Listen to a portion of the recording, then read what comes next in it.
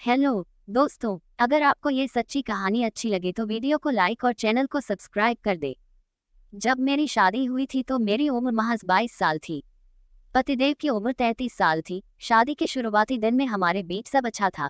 दिन में कितना भी झगड़ा हो लेकिन रात में पति को करीब पता देख हम दोनों भूल कर एक हो जाते। पहले तो मैंने घर वालों को मना किया क्योंकि पति को उम्र ज्यादा थी, पर घर वाले नहीं माने। समय के साथ रिश्तों में खटास आती है, जो मेरे साथ भी होने लगा। अब क्योंकि मैं सिर्फ 22 की था तो खाली होने के बाद मैं अपनी सहेलियों से बात करती और जोर जोर से हंसती थी।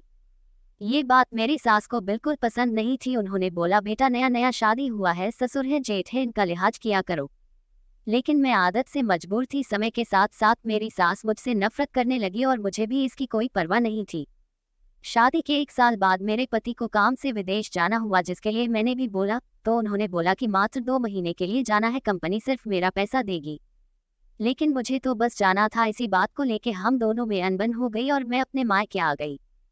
फिर रोज हमारी लड़ाई इसी बात पर होती कि मुझे भी साथ जाना है और वो बोलते, घर में माँ पापा अकेले हैं, भैया को तबीयत खराब है, तुम रहो। मैंने भी जवाब में बोला कि परिवार से शादी नहीं हुई है, तुमसे हुई है। काफी बहस के बाद मेरे पति ने बोला, जाओ करो अपने मन का बनावा लो पासपोर्ट। इधर उन्होंने हाँ कहा और मैं निकल ली पासपोर्ट बनवाने। अब जब पासपोर्ट बना तो ये और गुस्सा हो गए और बोलने लगी, तुम सिर्फ अपने मन का करती हो। मैंने बोला, हाँ, मुझे कुछ करने के लिए किसी की ओपिनियन की जरूरत नहीं होती। बात आगे बढ़ी और सास तक पहुंची तो उन्होंने भी यही बोला कि तुम अभी चली जाओगी तो मैं अकेली हो जाऊंगी, सिर्फ 2 महीने की बात है। उसके बाद मैं इस शर्त पे रुकती हूँ कि मैं ये 2 महीना अपने मायके रहूंगी। उसके बाद पति बाहर जाते हैं और 2 महीने बाद वापस आते हैं, लेकिन वो मुझे विदा कराने नहीं आते। हमने जब फोन किया तो उधर से जवाब आता है, शादी की जाती है ताकि एक परिवार आसानी से चले, सहयोग से चले, पर तुम सिर्फ अपने बारे में सोचती हो। अब ये रिश्ता आगे नहीं बढ़ सकता, मैं तुम्हें लेने नहीं आऊंगा। जब ये बात मेरे घर वालों को पता चली तो पापा और माँ कॉल करने लगे। मैं भी अपनी सेल्फ रिस्पेक्ट से कभी समझौता नहीं करना चाहती थी, तो मैंने भी माना कर दिया कि अब मैं तब तक नहीं जाऊंगी जब तक कि तुम मुझे लेने नहीं आते। वो तो नहीं आया और उसके रिश्ते तोड़ने के लिए पेपर भेज दिए। मैंने भी कोई समझौता नहीं किया और तलाक दे दिया। 22 में शादी हुई और 23 साल में मेरा तलाक हो गया। घर वालों ने बहुत समझाया, लेकिन मुझे मेरी सेल्फ रिस्पेक्ट प्यारी थी। आज मेरी उम्र 30 साल है। 25 साल की उम्र में मैंने फिर से शादी करने का फैसला लिया। लेकिन अब असली समस्या सामने आने लगी।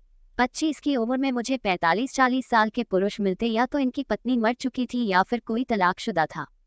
लेकिन अभी तक मेरी दूसरी शादी नहीं हो पाई है क्योंकि मेरे यार एक ठप्पा लगा है दूसरी शादी का। ताब में लिए गए फैसले अक्सर गलत होते हैं। जब मैं अकेली होती हूँ तो यही सोचती हूँ, काश बाहर जाने की जिद ना की होती तो ये दिन ना देखना पड़ता। लड़के की दूसरी शादी हो गई, एक बेटी भी है, लेकिन मेरी जिंदगी कई साल पीछे चली गई और भविष्य भी अंधकार में है। मेरी 5 बहन है, उस समय सबने मेरा साथ दिया था, लेकिन आज सिर्फ मुंह पर बोले भर का रिश्ता है, कोई भी सपोर्ट नहीं है, ना बहनों से ना माँ बाप से। आजकल को लड़कियां जिंदगी अपने शर्त पर जीना चाहती है। तलाक लेना या शादी तोड़ना एक बहुत ही आम बात समझती है, क्योंकि फिल्मों और सीरियल में यही दिखाया जाता है। बिना पुरुष के सपोर्ट के और प्रोटेक्ट के हम लड़कियां कितनी भी काबिल हो जाए, मन में एक डर हमेशा बना रहता है।